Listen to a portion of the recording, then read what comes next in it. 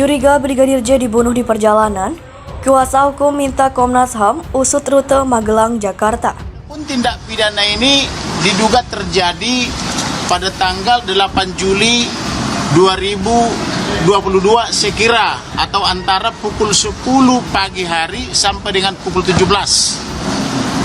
Lokus deliktinya adalah kemungkinan besar antara Magelang dan Jakarta. Baik, benar memang waktu tanggal 8 Juli sekitar pukul 10 ada komunikasi antara almarhum dengan orang tua ataupun saudaranya yang ada di Jambi bahwa almarhum ini akan bertolak dari Magelang menuju Jakarta. Itu kapan, Bang? 7 jam perjalanan. Hari itu, apa? Komunikasi WhatsApp-nya itu hari Jumat, tepatnya tanggal 8 Juli 2022. Tetapi setelah jam 10, almarhum ini minta izin mau mengawal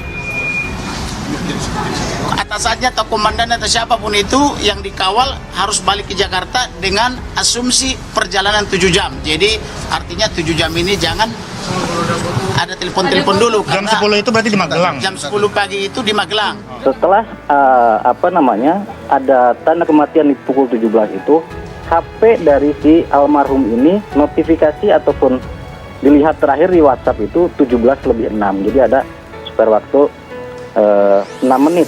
Makanya dari situ kita menganalisa apakah almarhum ini dieksekusi di jalan atau memang bagaimana begitu. Oleh karena itu supaya transparan, karena ini sudah menjadi kasus publik atau domain publik, harus dilakukan visum et repertum ulang dan otopsi ulang. Nah, objektivitas itu dan juga akuntabilitasnya kepada publik, penuhilah permintaan dari keluarga korban melalui kuasa hukumnya untuk melakukan otopsi ulang. Apa sulitnya? Apalagi Presiden mengatakan dua hal ya. Proses hukum ya jangan ditutup-tutupi ya, tegakkan keadilan.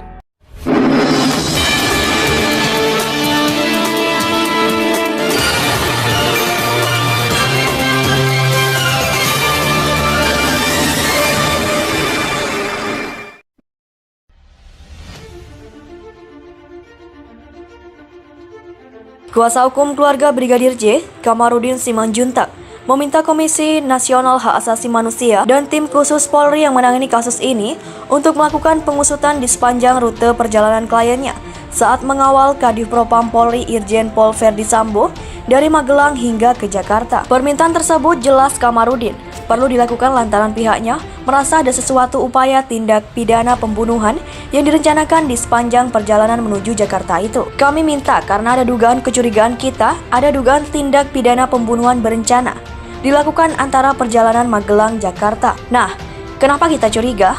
Karena ada luka robek di belakang kepala. Biasanya kan supir itu posisi duduknya di kanan depan, ajudan di kiri sebelah depan, dan perwira yang dikawal sebelah kiri paling pinggir, bangku tengah.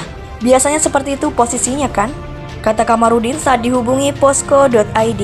Menurut dia, dari bekas luka robek yang terdapat di bagian belakang kepala Brigadir J menandakan bahwa pelaku penganiayaan terhadap kliennya tersebut melakukan penyerangan dari arah belakang Brigadir J berdiam.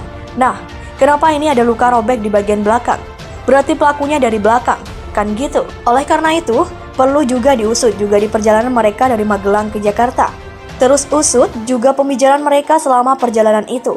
Juga ditelepon harus diusut juga oleh pihak operator, ujar dia. Selain meminta rute perjalanan diusut, pihaknya juga meminta operator seluler dengan didampingi oleh Komnas HAM dan tim khusus Polri untuk memeriksa ponsel milik Sambo, istrinya, ajudan lain, serta sang sopir yang mengemudikan mobil pada hari itu. Kemudian diperiksa juga nomor-nomor Pak Kadif, kemudian ibu dan ajudan-ajudannya, juga sopirnya agar diperiksa semua gitu, ucapnya. Sebab, ucap dia, kecurigaan lain yang semakin memperkuat dugaan bahwa Brigadir J dihabisi di perjalanan adalah ketika ponsel milik Brigadir J tiba-tiba tak bisa dihubungi oleh pihak keluarga.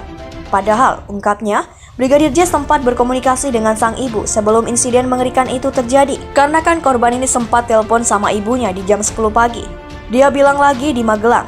Tapi pas jam 5 sore, menurut Kapolres Metro Jakarta Selatan, mayat korban ini ditemukan. Berarti kan kalau jam 5 sudah ditemukan mayat, Sedangkan perjalanan Magelang-Jakarta itu sekitar 7 jam.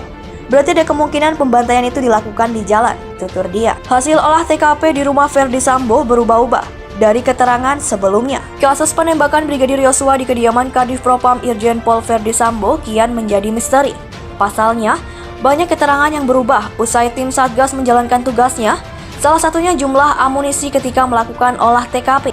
Dari sebelumnya 12 kali tembakan, ternyata hanya ditemukan 10 proyektil. Rinciannya, 6 peluru dilepaskan oleh pistol yang disebut dipegang oleh Brigadir Yosua. Sementara Baradae hanya 4 tembakan. Sebelumnya disebutkan bahwa Brigadir Yosua melepaskan 7 tembakan dan Baradae 5 tembakan. Tim khusus tersebut juga menemukan campur tangan kelompok lain yang berkibar pada rusaknya jumlah bukti, termasuk kloset sirkuit television di rumah dan di CCTV, pos keamanan perumahan. Olah TKP lanjutan sudah dilakukan 2 kali, tercatat pada Selasa 12 Juli malam hingga Rabu 13 Juli dini hari. Kedua, dilanjutnya pada Rabu 13 Juli pagi. Dalam olah TKP lanjutan pertama, Kabareskrim Polri Komjen Agus Adrianto, yang merupakan anggota tim gabungan bentukan Polri, turut datang ke rumah singgah Irjen Pol Verdi Sambo di Komplek Polri Duren 3, Jakarta Selatan. Ketika itu, Agus ditemani Kapolres Metro Jakarta Selatan, Kombes Pol Budi Herdi Susianto. Secara resmi, Polri belum mengungkap hasil olah TKP itu. Namun, seorang perwira polisi menyebutkan temuan yang relatif baru. Selain jumlah proyektil, Satgas juga menemukan perbedaan jumlah luka di tubuh Brigpol Yosua. Menurut sumber, ada 7 bekas luka tembakan masuk ke badan dan 6 luka keluaran proyektil. 1 tembakan diduga masih bersarang di tubuh brigadir asal Jambi tersebut. Itu yang membuat jumlah bekas luka keluaran lebih banyak dari luka masukan, jelasnya.